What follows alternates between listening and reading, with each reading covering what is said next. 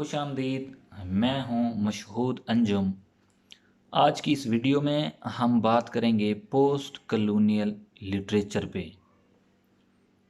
तो post colonial literature को समझने के लिए सबसे पहले इसके कुछ इम्पोर्टेंट कॉन्सेप्ट्स हैं जिनका समझना बहुत ज़रूरी है। उसमें कॉलोनी है, कॉलोनाइज़र है, कॉलोनाइज्ड है, कॉलोनियलिज्म है, कॉलोनियल लिटरेचर है, पोस्ट कॉलोनियल लिटरेचर है और फिर पोस्ट कॉलोनियलिज्म है। तो कॉलोनियलिज्म के कंसेप्ट को समझने के लिए सबसे पहले, जिस तरह आप लोग जानते हैं कि यूरोप, जिसमें बरतानिया और फ्रांस, जब ये एग्रीकल्चर फेज़ से इंडस्ट्री वाले फेज़ में जाने लगे थे, तो इनको इंडस्ट्रियल फेज़ को चलाने के लिए सबसे पहले रॉ मटेरियल चाहिए था। तो इन लोगों ने पूरी दुनिया का सर्वे किया और जहाँ जहाँ इनको लगा कि यहाँ से हमें रॉ मटेरियल मिल सकता है, तो वहाँ पे इन लोगों ने कॉलोनीज बनानी शुरू कर दी। कॉलोनी का कंसेप्ट, कॉलोनी वो जहाँ पे लोग रहते हैं, तो ये कॉलोनियलिज्म है। इसमें एक और टर्म यूज़ होती है, इम्पीरियलिज्म। इम्पीरियलिज्म मतलब कि जब इन लोगों ने कॉलोनीज बनानी शुरू की थी, बरतानिया और फ्रांस ने, तो ये लोगों को कंट्रोल करने के लिए पावर का इस्तेमाल करते थे। पावर के ज़रिए लोगों को ये कंट्रोल करते थे। इसमें फिर दो कॉन्सेप्ट्स हैं, डायरेक्ट इंपीरियलिज्म और इनडायरेक्ट इंपीरियलिज्म। डायरेक्ट इंपीरियलिज्म जिसमें गोरा खुद हकूमत कर रहा होता है, पावर उसी के हाथ में होती है। और इनडायरेक्ट इंपीरियलिज्म जब वो किसी और को अपना नायब बना के, किसी को कोई ओहदा वगैरह दे के लोगों को कंट्रोल करे, तो ये इनडायरेक्ट इंपीरियलिज्म है। अब हम कॉलोनाइजेशन की बात कर लेते हैं। कॉलोनाइजेशन में दो कॉन्सेप्ट्स आते हैं, कॉलोनाइजर्स और कॉलोनाइज्ड। कॉलोनाइजर वो होते हैं जो जिनके पास पावर होती है, जो हुकूमत करने वाले होते हैं, हुकूमत चलाने वाले। और कॉलोनाइज्ड वो जिन पे हुकूमत की जाती है, अप्रेस्ड पीपल, सप्रेस्ड पीपल। तो इसमें फिर दो कॉन्सेप्ट्स हैं, फिजिकल कॉलोनाइजेशन और मेंटल कॉलोनाइजेशन। फिजिकल कॉलोनाइजेशन वो होती है जब गोरे वहाँ पे उस जगह पे उन कॉलोनीज में रह रहे होते हैं। और मेंटल का कॉलोनाइजेशन वो होती है कि जब वो वहाँ पे मौजूद नहीं होते, फिर भी लोग उनको फॉलो कर रहे होते हैं, उनकी प्रैक्टिसेस को इस्तेमाल में ला रहे होते हैं, उनको यूज़ कर रहे होते हैं। तो ये है मेंटल कॉलोनाइजेशन। अब हम बात करते हैं कॉलोनियल लिटरेचर की।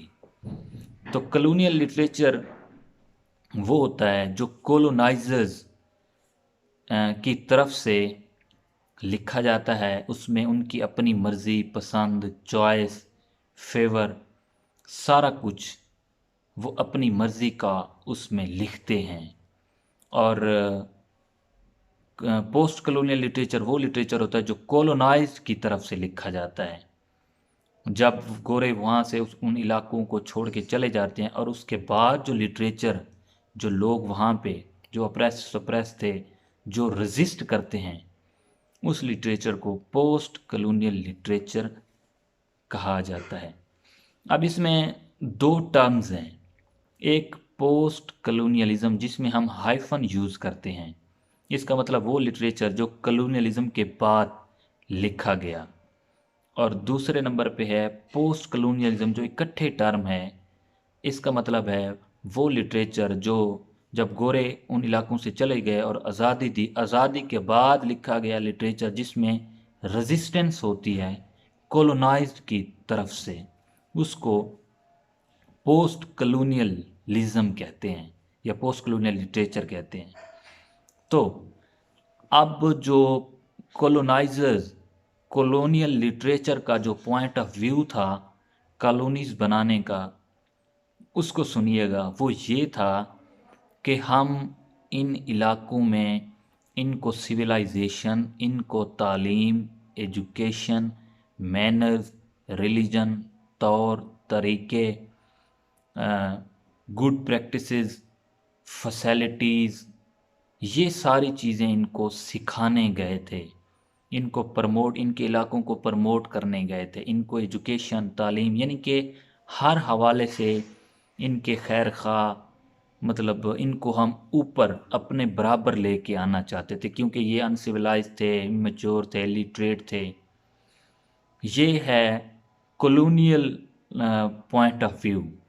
अब जो post colonial point of view है वो ये है कि ये जो थे, ये डाकू, चोर, लुटेरे, और ये जो है हमारी चीज़ों पे काबिज़ कब्ज़ा करने वाले, हमसे ये सारी चीज़ें छीनने वाले, रोटी छीनने वाले, रोज़ी रोटी छीनने वाले, हमारे इलाकों पे कब्ज़ा करने वाले, मतलब इनजस्टिस, ये सारी चीज़ें, ये कॉलोनाइज, जिसमें वो रेजिस्ट करते हैं कि go to your own country, why you are living here, why you are living here, why you are adopting our sources, and why you are using our sources, just move to your own country, just go to your own country. So these are basically lines written by uh, uh, colonized people in different texts regarding post colonial literature. सो इसके अब जो important themes हैं post colonial literature के, इसमें concept of alienation है, concept of racism है, concept of otherness है, concept of diaspora है। Diaspora means willingly migration one place to another place. और इसमें ये भी है, आ जाता है कि अगर कुछ लोग, कॉलोनाइज्ड एरिया के कुछ लोग, जब वो मूव करके किसी दूसरे कंट्री में चले जाते हैं और वहाँ बैठ के वो कोई लिटरेचर लिखते हैं, वो कोई टेक्स्ट लिखते हैं, तो वो भी पोस्ट कॉलोनियल में ही आता है। इसके बाद जो है आइडेंटिटी क्राइसिस है, सर्च फॉर क्विस्ट है, सर्च फॉर आइडेंटिटी है, अदरनेस है, एब्रोगेशन है। सो ये जो सारे जो हैं ये थीम्स हैं, इन थीम्स पे लिखी जाने वाली तमाम जो टेक्स्ट हैं, खा वो कॉलोनियलिज्म में हो, पोस्ट कॉलोनियलिज्म हाइफन में हो, या पोस्ट कॉलोनियल लिटरेचर में हो, ये सारी पोस्ट कॉलोनियलिज्म कहलाती हैं।